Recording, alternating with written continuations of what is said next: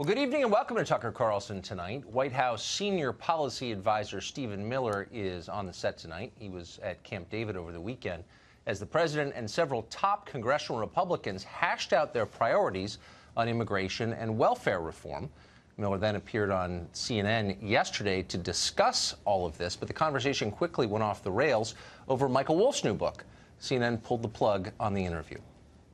The reason why I want to talk about the president's experiences, what I've seen with him traveling to meet dozens of foreign leaders, with his incredible work. Okay, you're not answering the questions. No, I understand. You have 24 hours a day of anti-Trump material, and you're not going to give 3 minutes for the American people to hear the real experience of Donald Trump. There's one viewer that you care about right now, and you're being obsequious. You're being a factotum in order to please him, okay? No. And I think I've wasted enough of my viewers' time. Thank you, Stephen. As Republicans, lawmakers call for Attorney General Jeff Sessions to resign.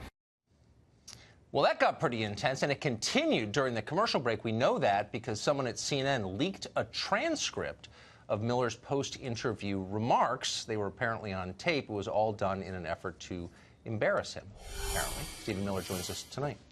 Stephen Miller, thanks a lot for coming on. Hey, thank you for having me. So CNN called around to news organizations today and said that you were escorted off the set by security. Presumably, you were not a physical threat. You were not armed.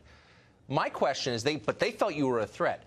Do you think if you had been, I don't know, a member of MS-13 here illegally, that CNN would have had security pull you off the set? Well, I assume if I was a member of MS-13 here illegally, they would be clamoring to get me into the voting booth.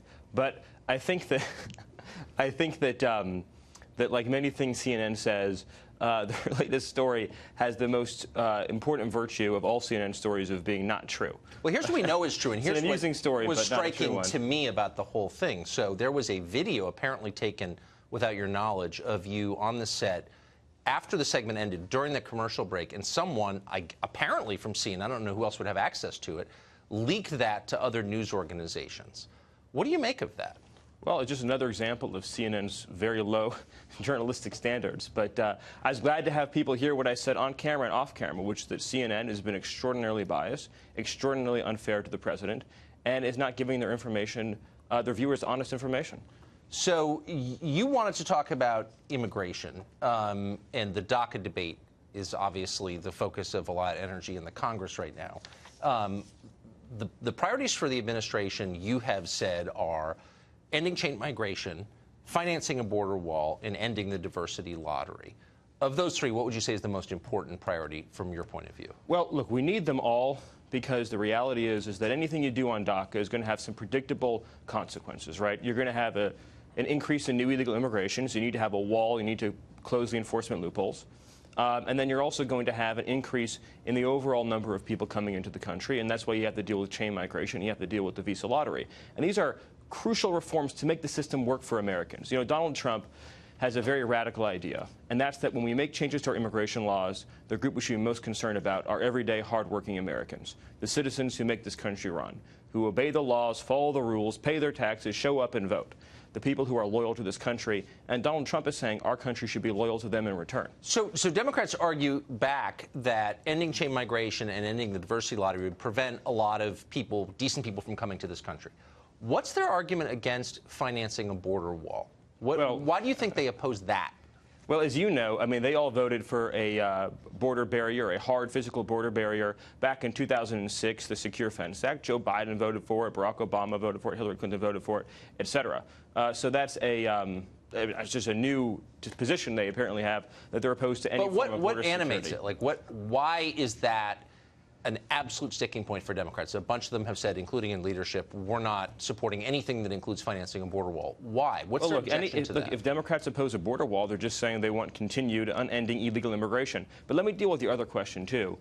You talked about, they say, well, you know, if you have chain migration, it could keep good people out. There's 7 billion people in the world. Most of them are good, hardworking, decent, honest, principled people. But the reality is there's a limit to how many people any country can bring in. And we as a country have a right to say we want to bring people in based on their ability to contribute to our economy, to be safe, productive citizens, and to uplift the nation as a whole. You know, you think about our current system of chain migration, Tucker. So over the last 10 years, we've admitted about 10 million people through our chain migration system. To understand how many people that is, you're talking about every hour, that's about the size of a high school auditorium.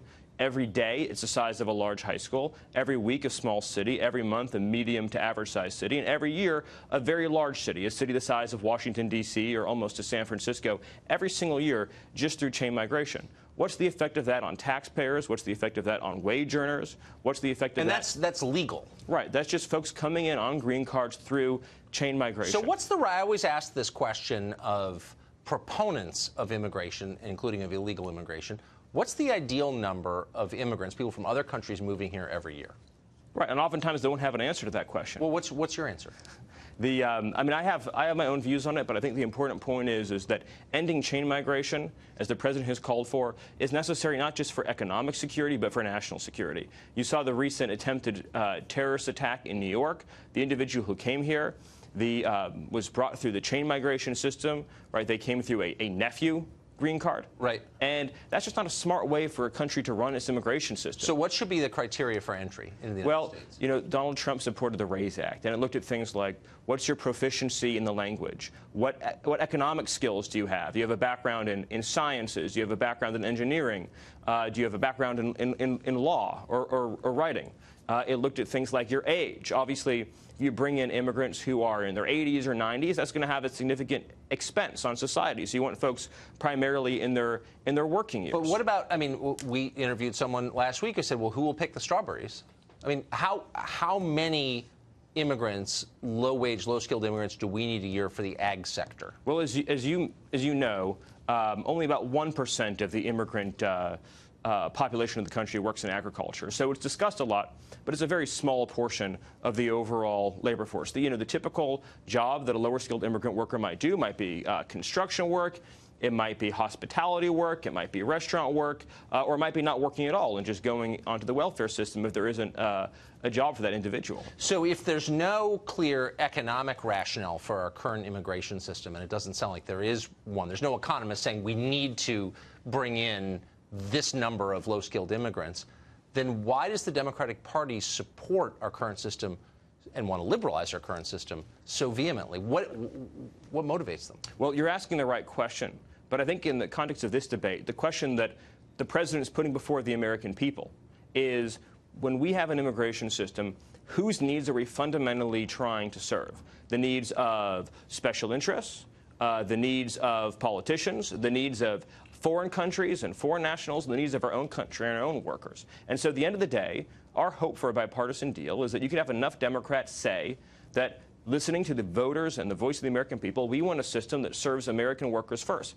And what Donald Trump has done that's so exceptional is, for the first time that I can remember, for the first time you can probably remember, we have a president of this country who, when he talks about immigration, he talks about what is right for the everyday, hardworking person. So we're almost out of time, so I just want to get to the one quick political question, which is, Democrats have said they're not going to come to any deal with these three components in it: border wall, reducing chain migration, ending diversity lottery. Where's the wiggle room on the White House side? Look, Democrats ultimately have to make a choice. They care a lot about providing a benefit to illegal immigrants. We're saying to them, if you want to make that deal, then you have to deliver benefits for American families and American taxpayers, too. And if both sides are willing to agree to those terms, Tucker, then we can have a deal. And most importantly, we can have an immigration system that 10, 20, 30, 50 years from now produces more assimilation, higher wages, more economic opportunity, and better prospects for immigrants and U.S.-born alike. Stephen Miller, thank you. Hey, thank you.